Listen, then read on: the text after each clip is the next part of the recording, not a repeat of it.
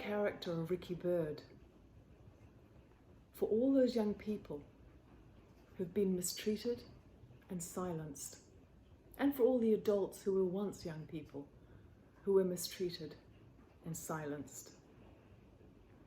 My character is big and funny and clever. She's a wonderful character, but her story is very sad, and it's very close to my heart.